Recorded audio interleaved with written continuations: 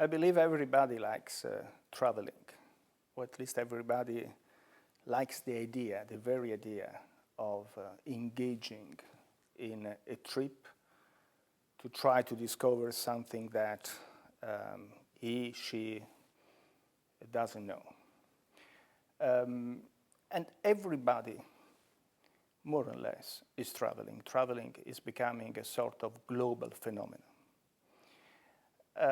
As much as we enjoy to travel, we also face, and I would say we face in an increasingly way, issues, constraints, sometimes problems in a number of misunderstandings concerning the so-called art of traveling.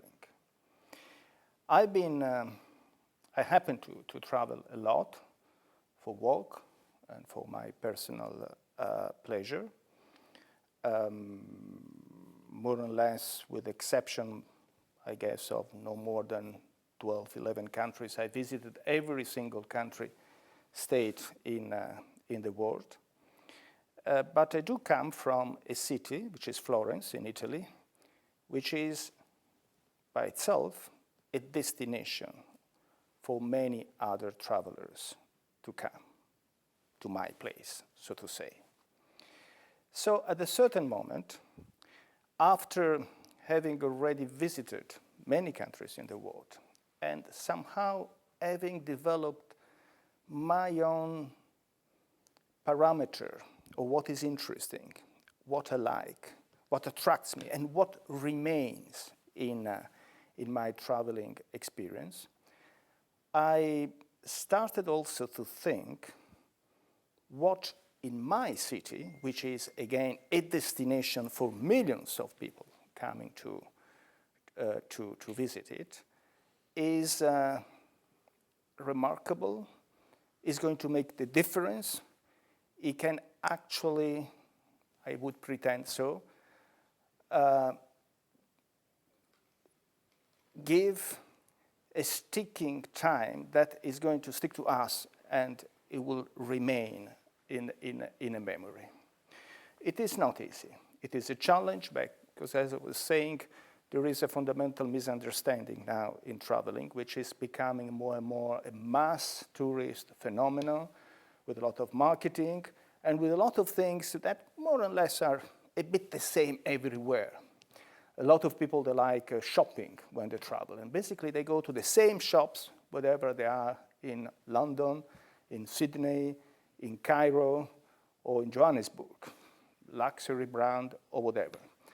Or they go to the kind of food experience which are more easy and known, and the kind of degree of discover, even in the food taste, is sometimes very limited. We all know that there is a full industry of tour operators, travel agencies, package of holidays that for all kinds of different customers are tailor-made in order to accommodate requests. But traveling, the very essence of traveling is always, or should be, an individual experience. Something where we come to terms with ourselves, with the other that we meet, and also with a few people sometimes that we travel with, and which are always, by definition, companions of the traveling, very well and carefully selected.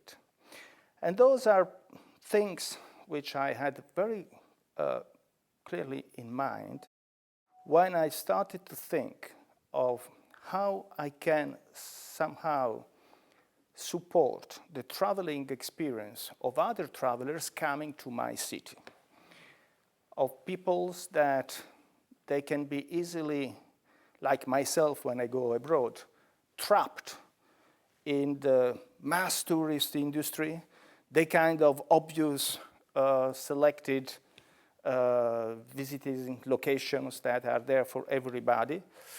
And by challenging this kind of very easily stereotypes of visiting Florence with few suggestions that can be, I hope so, more remarkable, and they can stay far more in the memory of the visitors. This is also combined with the fact that traveling, it is an exercise which is not only, it doesn't take place only when we go far away, in extreme landscape, in unknown lands. Of course, that's the beautiful traveling that everybody likes. But traveling sometimes, even for us, can take place within the four walls of our home, or in the very simple streets where we live, or in the city where we live. There is so much to discover and to disclose as something unknown in places where we come from, and that we believe we know everything, but actually it's never the case.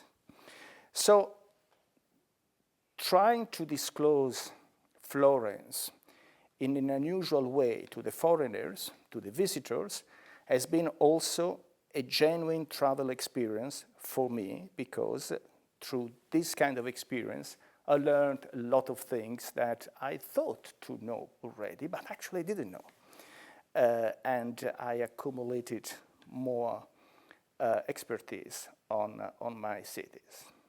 So I started to work on a book which is somehow practical, because it gives concrete material indications to the visitors of places where it can go, addresses, and when it is the case, when it is required, times where people can have access to specific locations.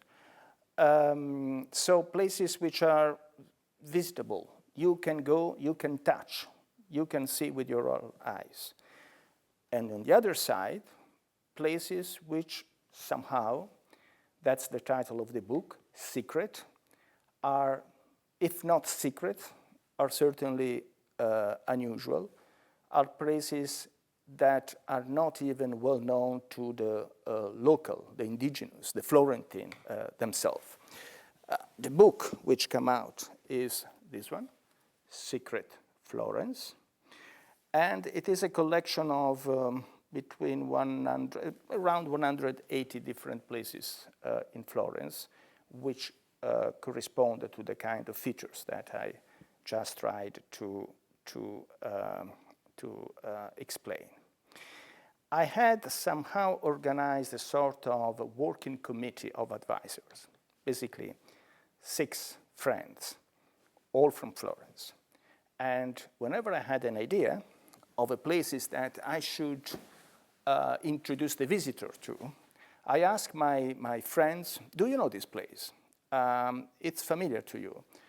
And if all of them, or the majority of them, would have said, yes, I know, that place would have been, for me, already discarded.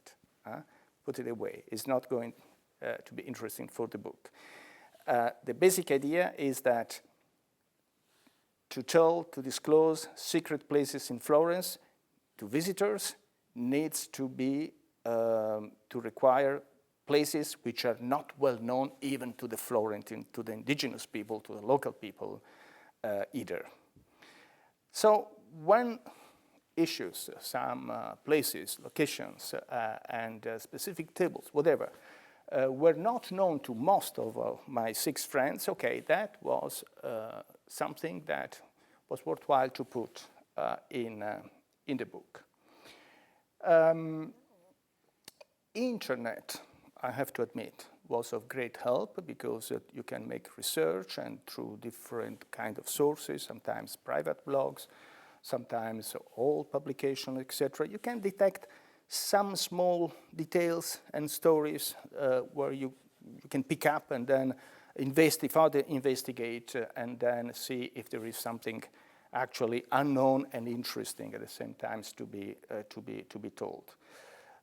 But the key issue was, in order to develop the entire project, was really to find something interesting and, again, unusual, and generally from one location, from one story, you jump to another one because you meet a number of people and they say, oh, but by the way, if you're interested in that, you know that in the other places there is something like that. You know that if you visit that palace or that private garden, but which is accessible, you can see that specific fountains, etc. So from one source, you can easily, when you start the entire dynamic of discovering of your own place, your own town, you can actually go through a lot of different adventures.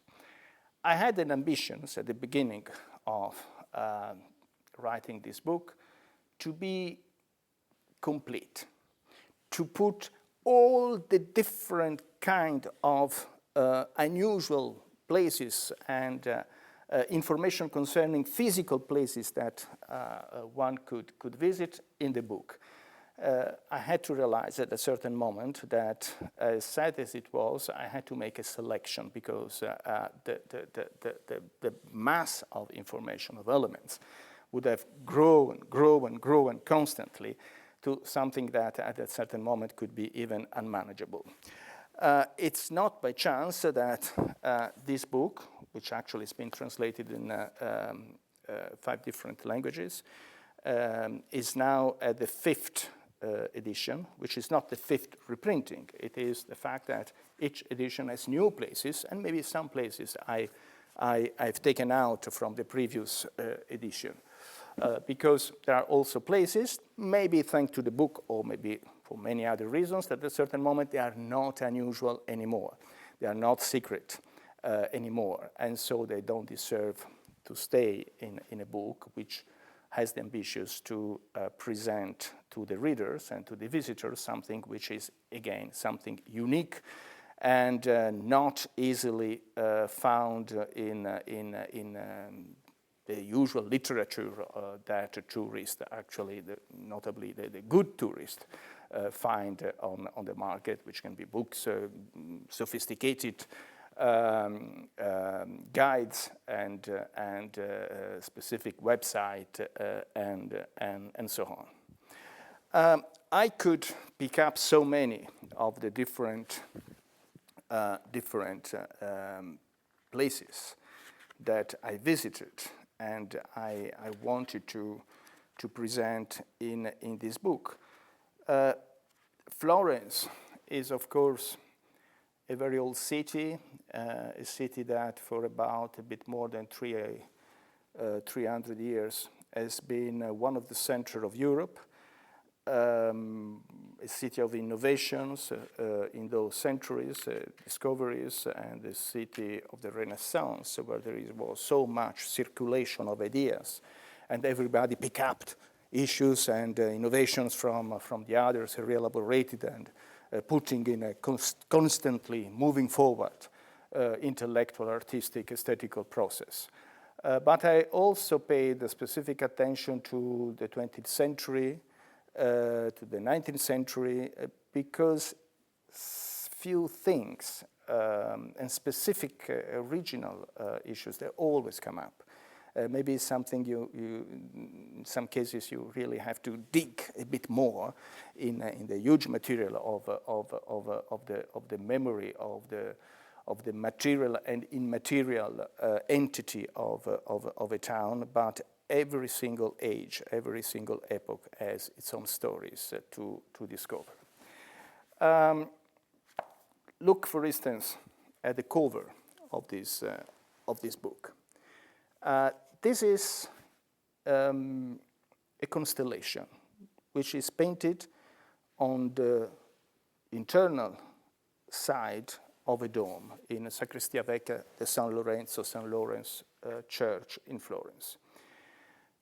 Not many people, they know that exactly the very same constellation has been painted in another dome, again, the internal side of the dome, in another church in Florence, which is the Cappella Rucellai, the Santa Croce, Cappella dei Pazzi, Santa Croce Church of Florence.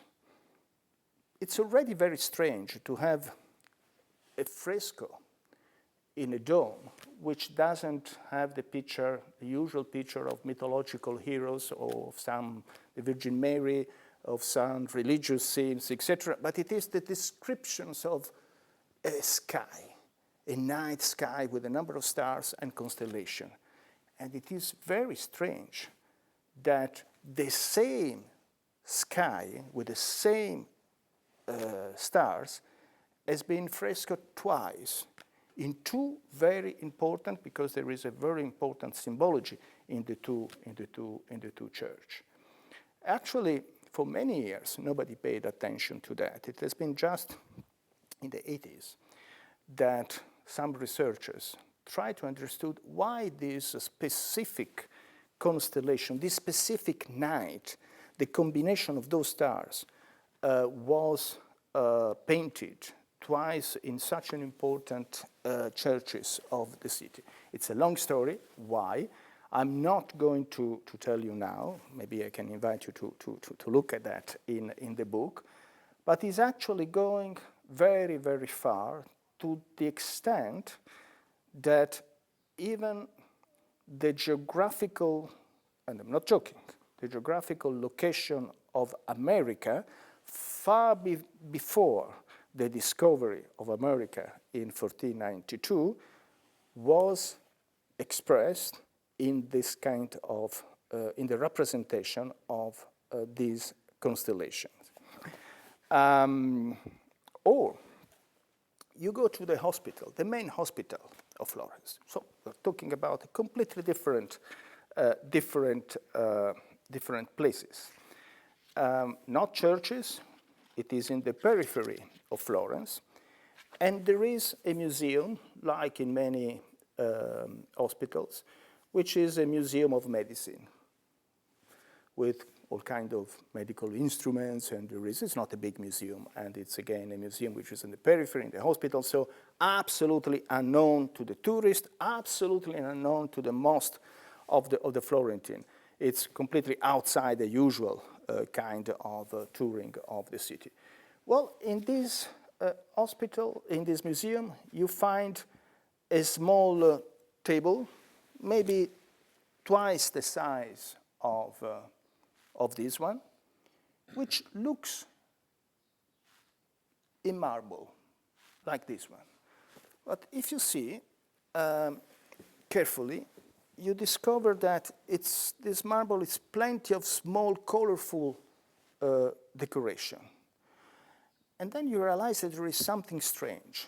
And actually, this marble is not simply marble, but actually it's a mosaic which is done not with stones, but with pietrified, stonized human organ taken by dead bodies, and with a special process at the end of 18th century, put as stones to decorate this very sinister, a bit disturbing table, which contains a marble with all kind of decoration coming from piece of human body, dead human body, which has been pietrified and put for the sake of an extraordinary garment in that kind of piece of furniture, a unique piece.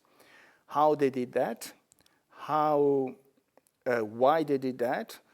Who was the person who done that? Yes, that is known.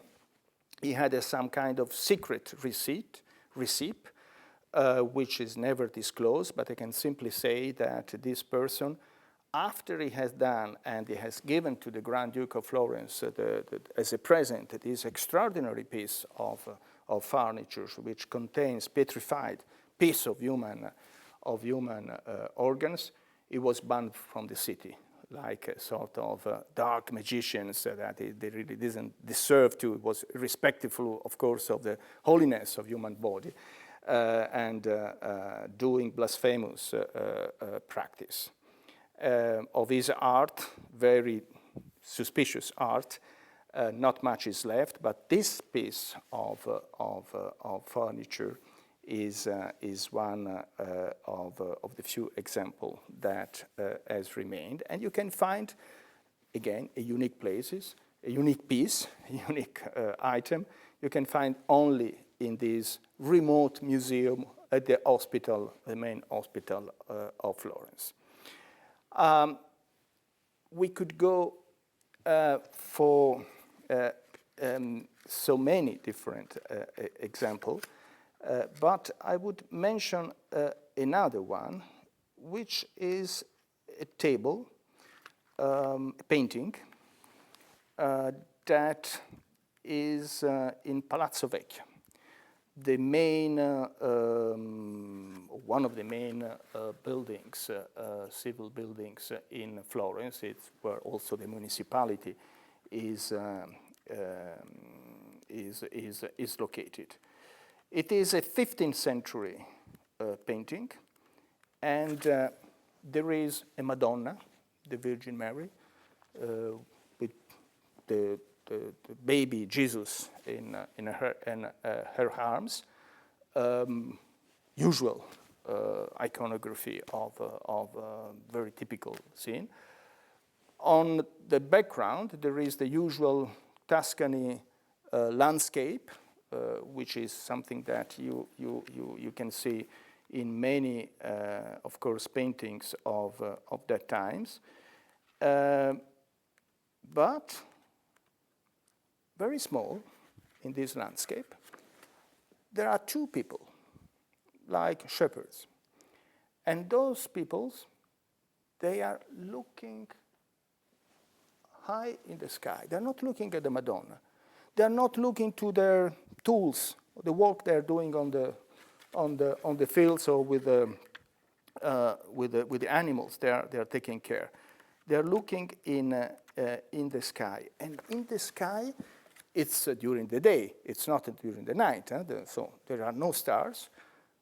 There is a round object flying, and they're looking at that with astonishment and pointing the finger to this flying object. This is, again, something that has been discovered quite recently. And you can imagine the kind of narrative that immediately developed around this table. Were they looking to an identified object, flying object, a UFO, which the painter saw himself and wanted to put in his 15th century painting? Was he told by somebody that a strange round object flying over the countryside of Florence was seen by somebody, and he wanted, being a very remarkable event, he wanted to put in a sort of memory so that people could remember that kind of event. He didn't dare, the painting, of course, to make a picture just on that, but he put on a side event in a painting which would have been far more respectable and acceptable by everybody, which is the painting with, as I say, the Virgin Mary and Jesus in her arms.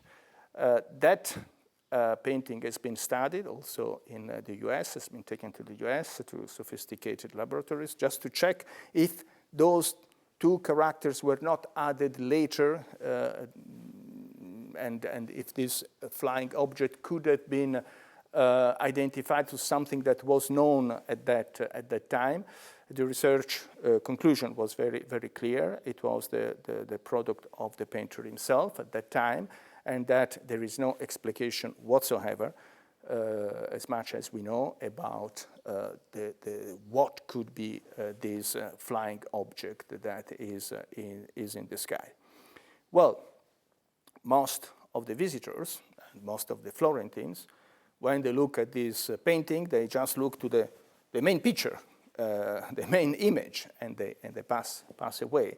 So my book is also an invitation to observe details, and sometimes details that are a revelation of so many different stories.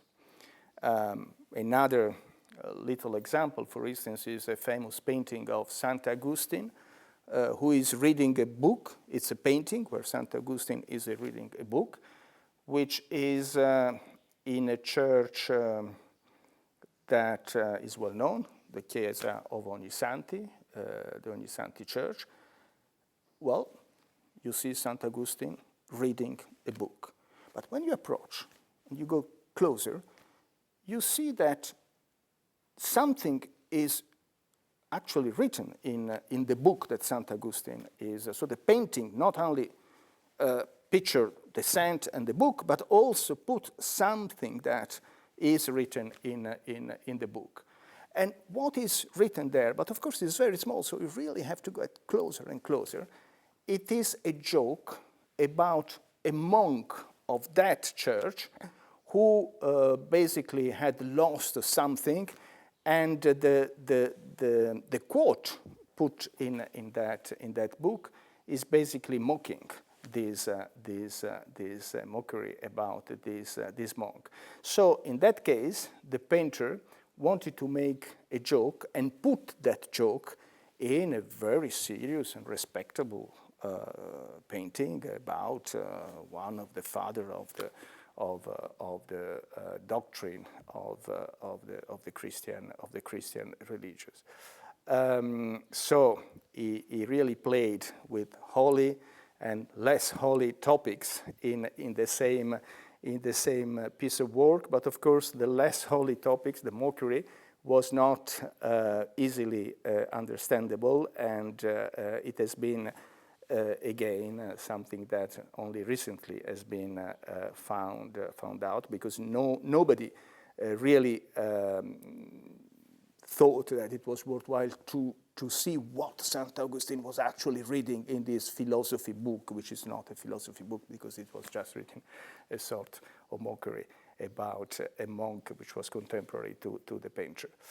There is so much next to where we live, so much around the corner, so much sometimes even in a simple street. There is a stratification of memories and memories and memories, and small details that very often they can actually be completely ignored by a superficial way to look at things. Of course, in places such as Florence, which is an old town, etc., this kind of unusual things are maybe more frequent than elsewhere, but I'm pretty convinced that everywhere, in modern cities, newly developed cities, small villages, it's not even a matter of size, it's really the quality of our way to look to things which make the difference. And for me, writing this book, trying to collect as many as possible, and as I said before, I did collect far too many, small details of unusual things of Florence, has been a way to travel myself in my own place.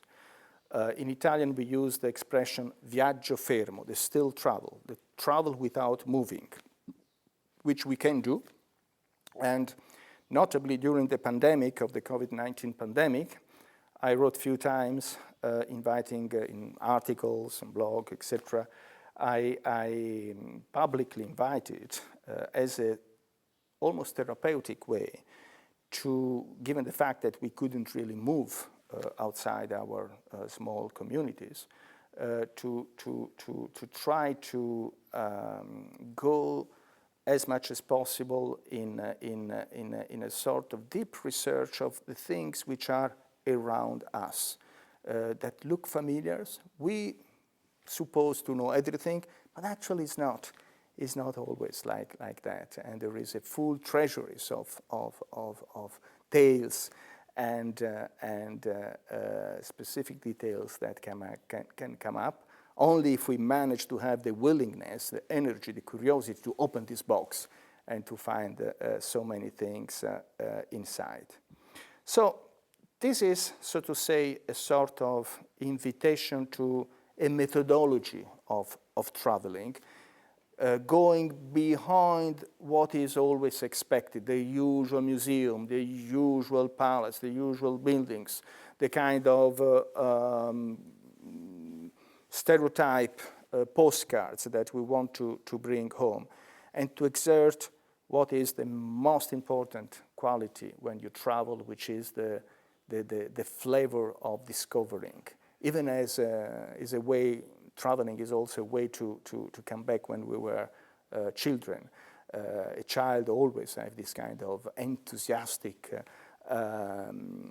willingness to get more, something new. He's always asking, what's next, and why happens this, why, tell me something again. Wants always to have a new story. Traveling should always get us back to that kind of approach, of methodology. And this is something we have to implement when we go elsewhere, in places we don't know, but we can actually use that kind of methodology even back home. Traveling is becoming a global phenomenon. People always traveled, but to some extent, for many peoples, the majority of the people, traveling was a sort of privilege. And there were traveling for religious reasons, pilgrimage, of course, traveling for military reasons, war campaigns, invasions, or stuff like that, traveling for business. But now traveling becomes, for millions of people, a sort of social activity. We experience that as a country, typical tourist destination, Italy, for instance, of millions now of, not to name anybody, Chinese, or other Asian countries, which were not used that much to travel before, and now they come, and they come in big numbers. So I think, to some extent, the art of traveling, so to say, it should be even not just a matter of reflection, but should be something that I wouldn't say should be explained, because there is no explanation. Everybody has to develop his own way to approach a foreign country when he visits, but it should be something even, so to say, taught at school, so that people are prepared to go and meet the other, because when you travel, you in principle, if you not travel at home, as I said before, but you have to deal with the other, no? And that's the whole excitement of traveling. And I would say that the compass of traveling should be based on the following qualities. First of all, a genuine development of a personal curiosity. As I said before, traveling, it's also a way to come back to our childish time and to find back the flavor of learning something and to be surprised. So I'm always very skeptical from the kind of traveling which is already all scheduled and all expected. And again, you go to the same shops that you can find to your place and to same fast food chains or whatever. So the curiosity, the willingness to be open to the other should be the main things. Secondly, traveling, and I would say notably in nowadays, in times of where we are back to cultural confrontations and political confrontation today, should teach respect for the others. When you travel, you are always tempted to make comparison. Those people are like that. I come from this, etc. What is better? What is worse? Well, we are nobody to judge anybody. We haven't lived in the countries we visit. We haven't grown there. We were not born there. So the respect for the others is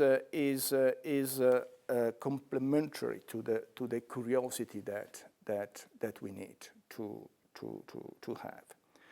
Third, traveling is always a cultural experience, even for people who are unaware to undergo through a cultural experience. You learn something, and you learn something in a multiple way.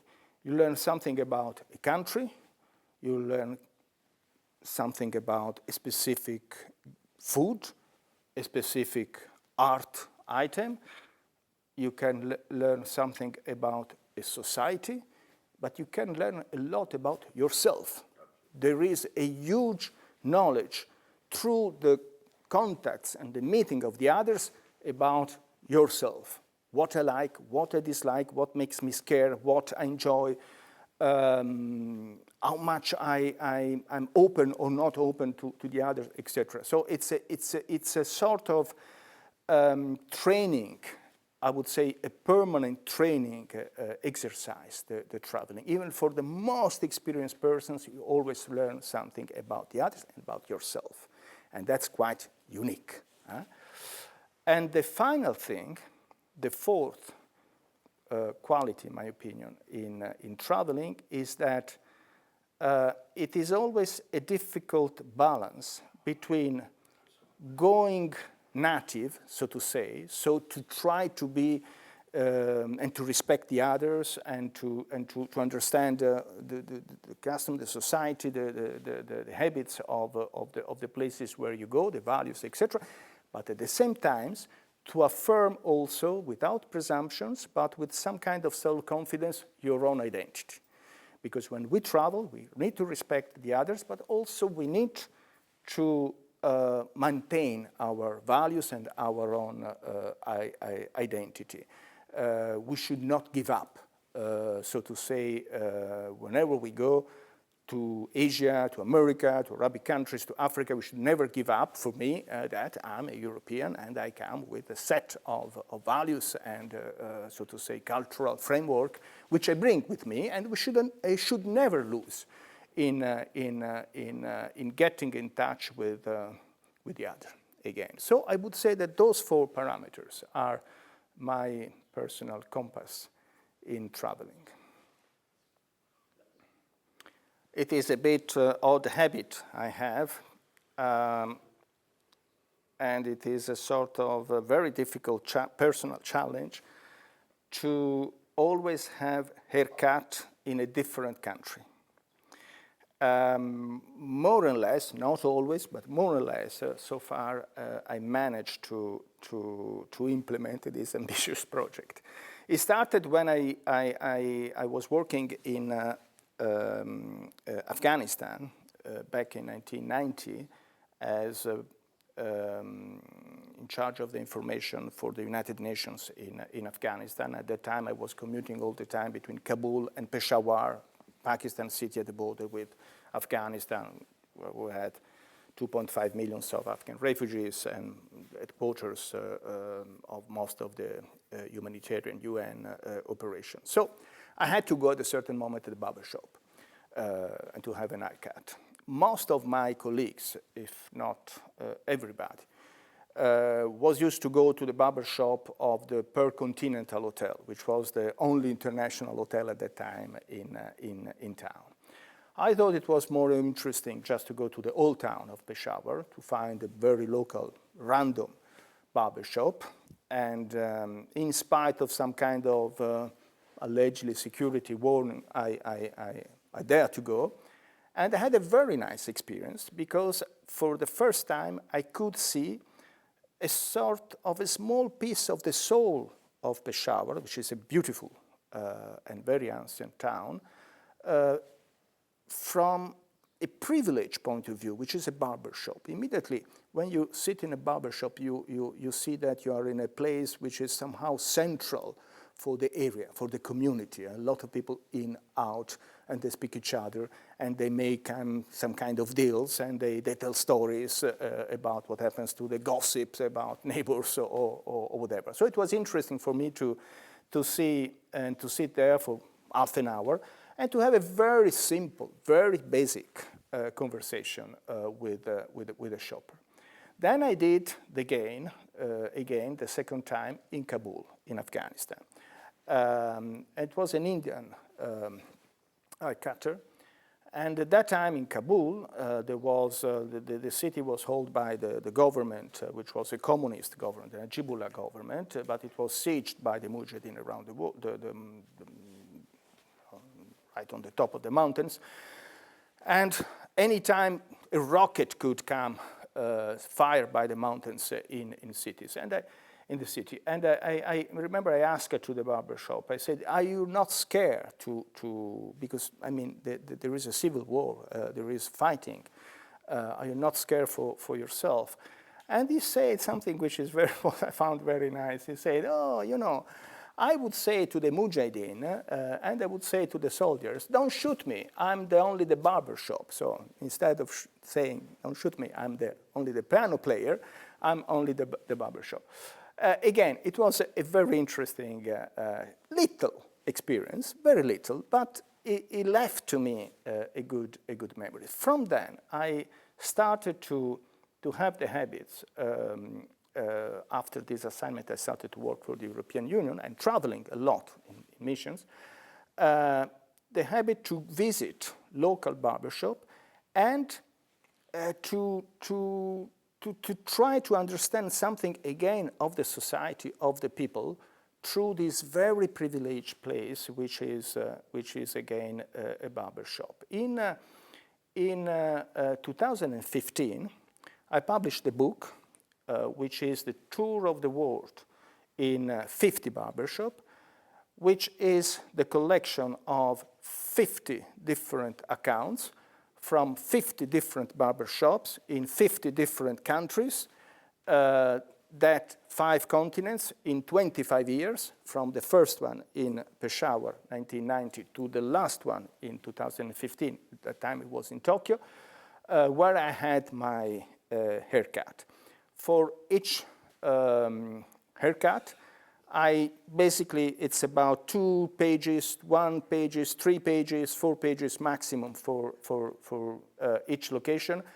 I do not describe the city. I don't explain anything why I was there, for which reasons. I describe what is the location, what is the furnitures, what I discuss, if I discuss something with a barbershop, what was the atmosphere outside, inside, what happened, I mean, during this half an hour, 15 minutes, 1 hour, according to the time that you spent.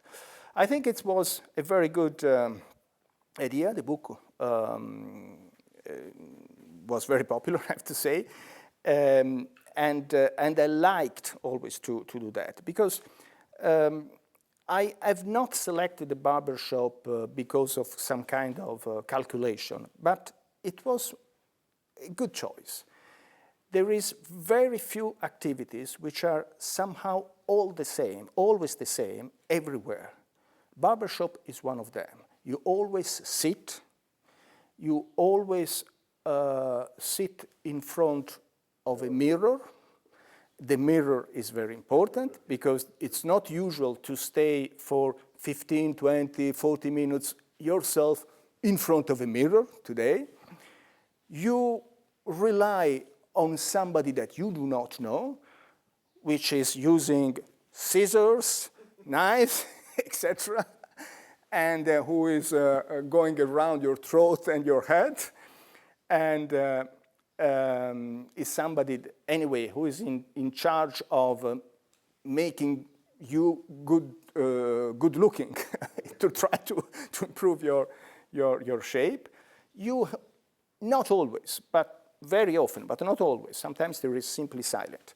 You have a conversation, and the conversation with a barber, with a haircutter is always easy. You never fight. There is never, there is never troubles, no?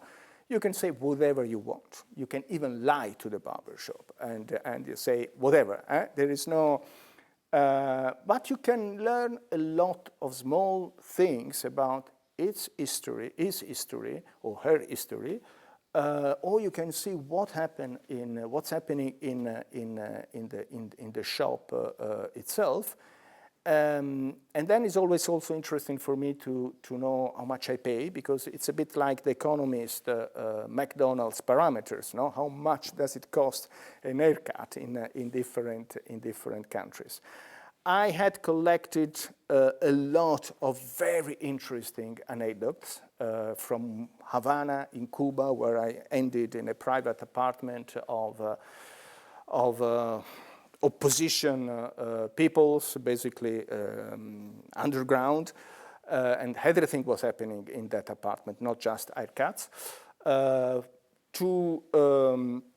In Abidjan, Ivory Coast, haircutter, very nice, extremely nice, but he didn't speak anything, didn't say one word to me all the time.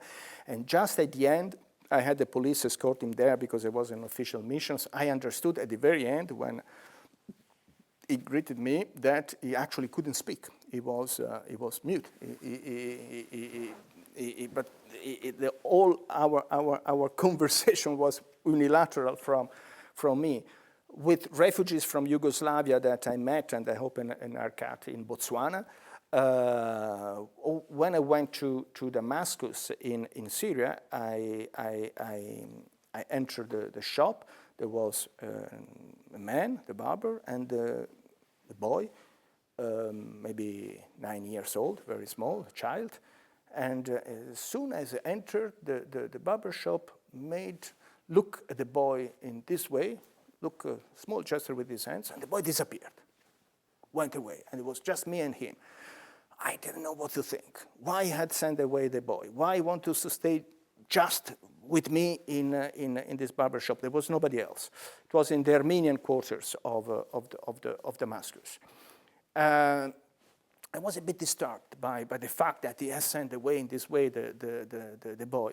And maybe after 5-10 minutes, the boy came back with a big selections of nuts, dates, green tea for me. So it was just a sort of conventional sign, take what you have to take for this customer, for this client. Of course, it was very generous, and I appreciate.